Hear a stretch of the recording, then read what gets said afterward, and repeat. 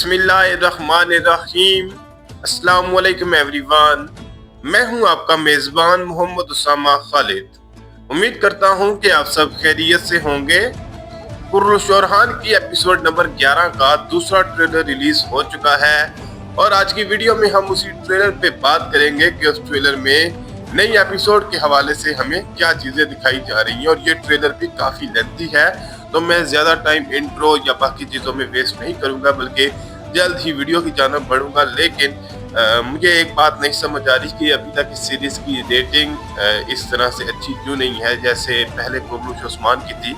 है कुर्रुश ओस्मान की रेटिंग भी डाउन आ रही थी, लेकिन अभी कुर्रुश ओरहान की रेटिंग तो बहुत नाजुक सूरत हाल में है और होप्स हो कि ये रेटिंग बेहतर हो जाए, क्योंकि मुझे इस सीरीज में हिस्टोरिकल चीजें ज्यादा नजर आ रही हैं जो कि पहले कुर्रुश ओस्मान में मिसिंग थी। पर देखते हैं कि अभी सीरीज का फ्यूचर क्या होगा। खैर, अभी बढ़ते हैं इस ट्रेलर की जानब और देखते हैं कि इसमें आने वाली किस्त के हवाले से क्या चीजें दिखाई जा रही हैं।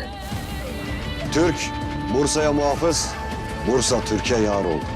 ट्रेलर के पहले ही सीन में हम ओरहान बे को बुरसा में देख सकते हैं और यहाँ पर ओरहान बे का डायलॉग सुनाई दे रहा है और वो ये बात बोल रहे हैं कि तुर्क जो है वो बुरसा के मुहाफिज बन चुके हैं और बुरसा भी तुर्कों के लिए यार बन गया है। जबकि अब हमें आने वाली किस्तों में ये बात भी देखनी होगी कि ओरहान बे इस सीरीज में बुरसा को सल्तनत उस्मानिया का दारुल हुकूमत कब बनाते हैं, क्योंकि तारीखी तौर पर तो बुरसा फतह के बाद ही दारुल हुकूमत बन गया था।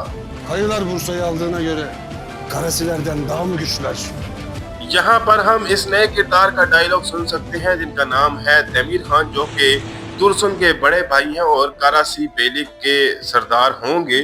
और यहाँ पर वो ये बात बोल रही हैं कि काइयों ने अगर बुरसा को हासिल कर लिया है या बुरसा को फतह कर लिया है तो क्या वो करासी की बेलिक से ज्यादा ताकतवर बन चुके हैं। तो देखते हैं कि अब हमें इस बात के जवाब में शाहीन शाह बे क्या कहते हुए सुनाई देंगे। Temurtaş'la iş tutarım. Merhametimin kıymetini bilmeyen bir aciz. Shaheen Shah बे यहाँ पर ये बात बोल रहे हैं कि ये तैमूरताश के साथ मिलकर काम कर रहा है, यानी हो सकता है यहाँ पर वो तमीर खान के बारे में ही बात कर रहे हों। जबकि दूसरी जानब हम तैमूरताश का डायलॉग भी सुन सकते हैं और वो ये बात बोल रहा है कि वो एक ऐसा आजिज शख्स है जो कि मेरी रहम की कीमत को भी नहीं जानता।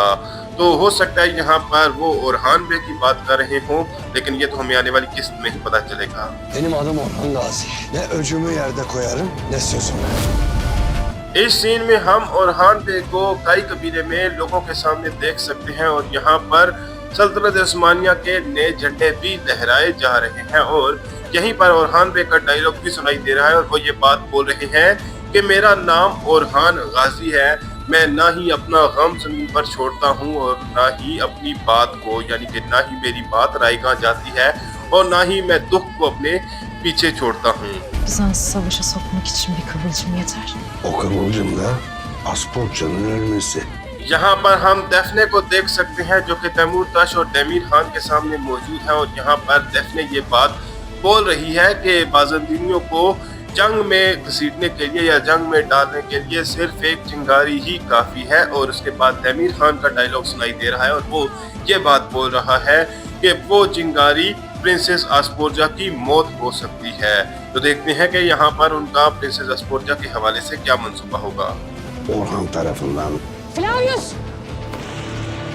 तमीर खान अपनी बात को मुकम्मल करते हुए ये कह रहा है कि प्रिंसेस आस्पोर्जा को मरवाना होगा और वो भी ओरहान बे की तरफ से, यानी कि वो प्रिंसेस आस्पोर्जा पर हमला करेंगे और ऐसा जाहिर करेंगे कि ओरहान बे ने ही उन पर हमला किया है। जबकि दूसरी जानब हम फ्लैवियस को कई कबीले में देख सकते हैं और वो यजीद बे के साथ शायद लड़ते हुए नजर आ रहे थे, लेकिन फातिमा खातून उनका नाम पुकार कर उनको रोकते हुए नजर आ रही हैं। Kayı obasında bir beyoğluna nasıl vurursun?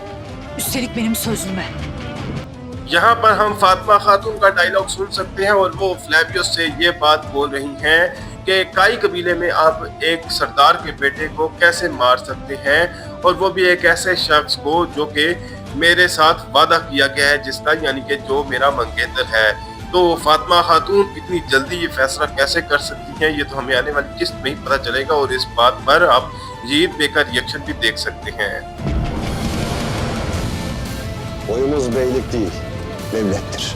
इस सीन में हम ओरहान बे को काई कबीले में नए झंडे लहराते हुए देख सकते हैं और यहाँ पर ओरहान बे यही बात बोल रहे हैं कि अब हमारा कबीला कोई बेलिक नहीं है बल्कि एक सल्तनत है। और यहाँ पर हम देख सकते हैं कि झंडा लहराया जा रहा है, वो भी ओरहान बे के खेमे के सामने। तो देखते हैं कि ओरहान बे इसके अलावा आने वाली किस्त में मजीद क्या इकदाम करेंगे। Huzurunda bulunduğunuzda Osmanlı Devleti'nin sultanı Orhan Bey'dir. यहाँ पर भी हम ओरहान बे का डायलॉग सुन सकते हैं और वो यहाँ पर अपनी बात को मुकम्मल करते हुए ये कह रहे हैं कि आप इस वक्त जिसके सामने मौजूद हैं वो ओस्मानिया सल्तनत के सुल्तान ओरहान बे हैं या ओरहान गाजी हैं। और यहाँ पर हम ओरहान बे को देख सकते हैं कि उन्होंने सुल्तानों वाली पगड़ी भी पहन ली है, यानी कि अब वो आने वाली किस्त में सल्तनत ओस्मानिया का ऐलान करने वाले हैं। यहाँ पर हम कुछ एक्शन सीन्स देख सकते हैं जहाँ पर ओरहान पे सारोस पर हमला करते हुए नजर आ रहे हैं, जबकि दूसरी जानब फ्लेवियस जो है वो नाइट टेम्पलर्स को मारते हुए नजर आ रहा है। तो जैसा कि आप जानते हैं कि आने वाली किस्त में हमें सारोस और हेक्टर का किरदार खत्म होता हुआ दिखाया जाएगा, जबकि उसी के साथ साथ तमीर खान भी दिखाया जा रहा है जो कि यहाँ पर किसी के साथ लड़ते हुए नजर आ रहा है। Bu topraklardaki herkes Vali Temurtaş'ın himayesindedir. इस सीन में हम देख सकते हैं कि तैमूरताश ने अपना एक एलची ओरहान बे की जानब भेजा है और वो ये बात बोल रहा है कि इन जमीनों पर जो कोई भी मौजूद है वो वाली तैमूरताश के हुक्म के ताबे है या उनके जेर साया है। और ओरहान बे उसके जवाब में उसी एलची का सर काटते हुए नजर आ रहे हैं जिस तरह का जवाब हम छठे सीजन में ओस्मान बे से एक्सपेक्ट करते थे, उसी तरह का जवाब इस एपिसोड में हमें ओरहान बे देते हुए नजर आएंगे। Osman Beyoğlu Sultan Orhan. अब यहाँ पर हम देख सकते हैं कि उस एलजी के साथ जो मंगोल सिपाही आया था उसको घुटनों पर बिठाया गया है और यहाँ पर सुल्तान ओरहान जो है वो तैमूरताश की जानब कोई पैगाम भेजेंगे और वो ये बात बोल रहे हैं कि मैं ओस्मान बे का बेटा सुल्तान ओरहान हूँ। तो देखते हैं कि यहाँ पर ओरहान बे या सुल्तान ओरहान तैमूरताश की जानब क्या पैगाम भेजेंगे और किस तरह से उससे इंतकाम भी लेंगे। Buyruğumun hükmüne gölge düşürmeye kalkan Pusatan'la da Orhan'a.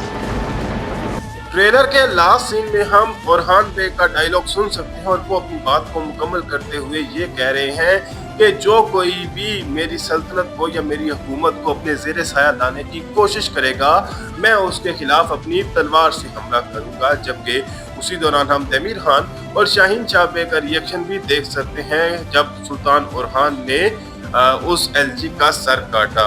तो देखते हैं कि इसके अलावा ओरहान पे मजीद क्या बात बोलेंगे और आने वाली किस्त में हमें मजीद क्या चीजें दिखाई जाएंगी।